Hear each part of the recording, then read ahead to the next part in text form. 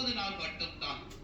வெறும் 40 நாள் மட்டும் நாம் அனைத்தையும் விட்டு இருக்கிறோம். அதன் பிறகு வழக்கம் போல நம்முடைய வாழ்க்கையை நாம் செய்யக்கூடியவர்களாக மாறுகிறோம். இதுவல்ல நோன்பு.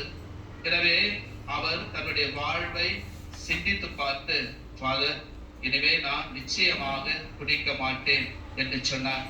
அதன் பிறகு அவர் என்னை ஒரு நாள் சந்தித்த பிறகு சொன்னார், நீங்க சொன்ன அந்த வார்த்தையின் வழியாக நான் அன்னையின் இடத்துல என்னை முழுமையான மகனாக நான் ஒப்பு கொடுத்து இந்த மாலையை அணிவித்துக் கொண்டேன். ஆனால் இப்பொழுது நான் என்னுடைய குடும்பத்தோடு நான் சந்தோஷமாக இருக்கிறேன் என்று சொல்லி என்னை மீண்டும் ஆசீர்வதியுங்கள் என்று சொல்லி என்னிடத்திலே கேட்டுக்கொண்டார்.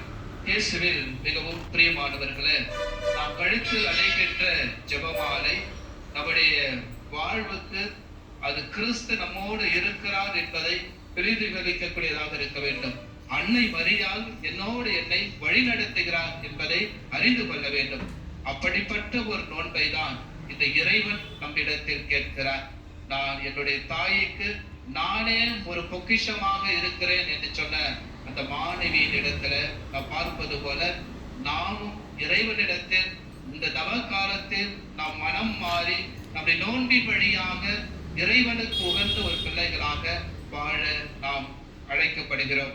எனவே நோன்பு என்பது நம்முடைய வாழ்க்கையில நமக்கு கொடுக்கின்ற ஒரு ஆன்மீக தாகம், ஒரு ஆன்மீக வாழ்வு, ஒரு ஆன்மீக வார்த்தை, ஒரு ஆன்மீக ஜெபம். எனவேதான் அதை இந்த தவ காலத்தில் நாம் திட்டமிட்டு நாம் செயல்படுகின்ற பொழுது அந்த திட்டத்துக்குரியவர்களாக, இறைவனுக்குரியவர்களாக நம்முடைய வாழ்க்கை அமைய வேண்டும்.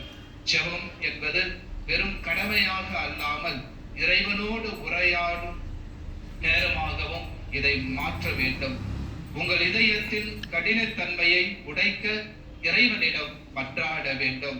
நோன்பு என்பது உங்களுக்கு மிகவும் பிடித்த ஒரு வியத்தகு சமூக வலைத்தளங்களை, தேவையற்ற பேச்சுகளை அல்லது ஒரு குறிப்பிட்ட உணவு விட்டு கொடுங்கள் என்பதை இந்த தியாகத்தில் உங்களை இறைவனிடம் நெருக்கமாக செய்ய இருக்கின்றது நோன்பு.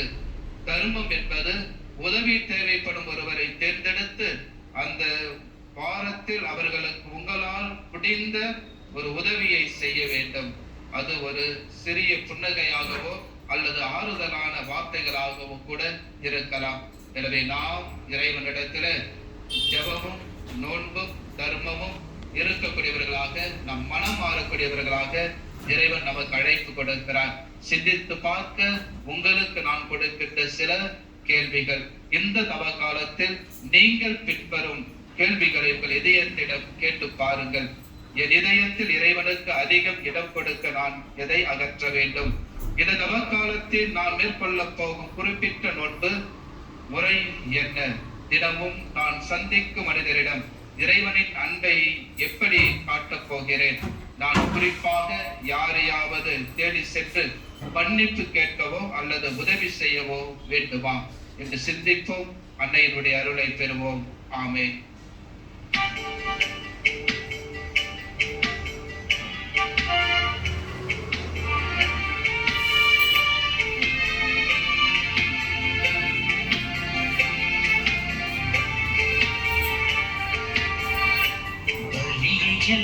இரக்கத்தையே விரும்புகிறார், பாவியங்கள் உள்ளத்தையே கேட்கிறார். பலியை அல்ல இரக்கத்தையே விரும்புகிறார்,